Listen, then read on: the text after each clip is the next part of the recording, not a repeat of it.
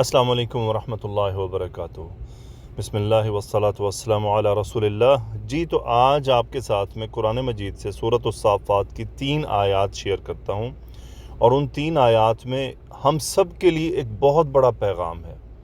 اللہ سبحانہ و تعالی بیان فرماتے ہیں کہ یونس علیہ الصلاۃ والسلام کے بارے میں، اعوذ باللہ من الشیطان الرجیم، بسم اللہ الرحمن الرحیم، فَالْتَقَمَهُ الْحُوتُ وَهُوَ مُلِيمٌ۔ مچھلی نے یونس علیہ السلام کو نگل لیا اور وہ اپنے آپ کو ملامت کرنے لگ گئے۔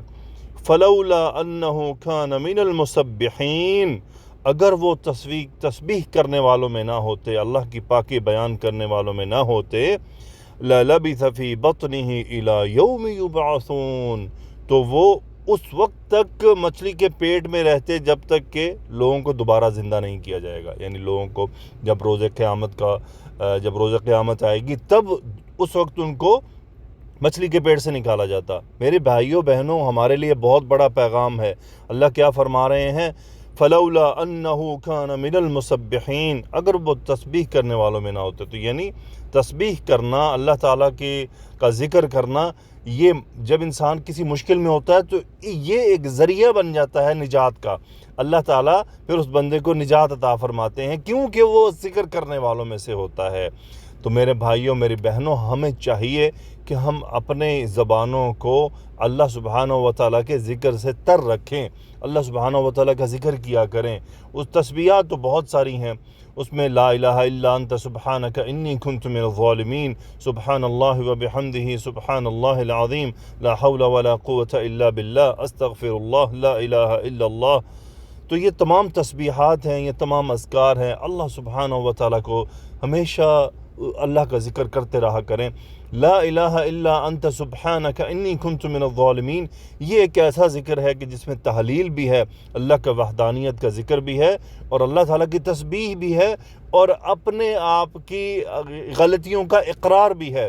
اس لیے یہ لا الہ الا انت سبحانک انی کنت من الظالمین، اللہ کو یہ والا ذکر بہت پسند ہے، کیونکہ اس کے اندر اللہ کی وحدانیت کا تذکرہ ہے، پھر اللہ تعالیٰ کی پاکی کا تذکرہ ہے، اللہ تعالیٰ کی بزرگی بیان کرنے کا تذکرہ ہے، اور پھر خود کے غلط ہونے کا اقرار کرنا اس ذکر میں شامل ہے۔ پھر جو سبحان اللہ والحمد للہ ولا الہ الا اللہ واللہ اکبر، یہ ایک بہت بڑا ذکر ہے۔ تو اذکار بہت سارے ہیں، وہ آپ تلاش کر سکتے ہیں۔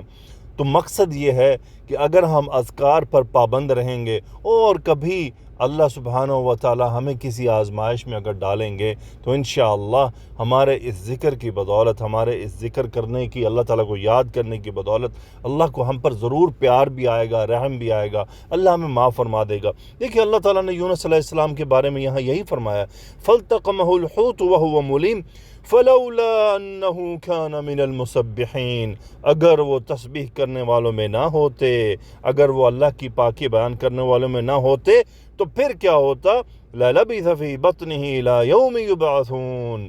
دیکھیے یونس علیہ السلام کو اللہ تعالیٰ نے ایک آزمائش میں ڈالا، کسی وجہ سے ڈالا، وہ سب آپ جانتے ہیں، لیکن اللہ سبحانہ و تعالیٰ نے ہی انہیں آزمائش سے نکالا، کیونکہ ان کی ایک خاص بات تھی جو اللہ کو بہت پسند تھی، وہ یہی تھی کہ وہ تسبیح کرنے والوں میں تھے، اللہ کی پاکی بیان کرنے والوں میں سے تھے۔ اللہ تعالیٰ ہمیں اپنا ذکر کرنے کی توفیق عطا فرمائے، اللہ تعالیٰ ہمیں ہمت عطا فرمائے کہ ہم اللہ کا ذکر کریں، اللہ کو ہمیشہ یاد رکھیں، اللہ تعالیٰ کی پاکی بیان کرتے رہیں، اللہ تعالیٰ کی وحدانیت بیان کرتے رہیں، نبی کریم صلی اللہ علیہ وآلہ وسلم پر درود بھیجتے رہیں۔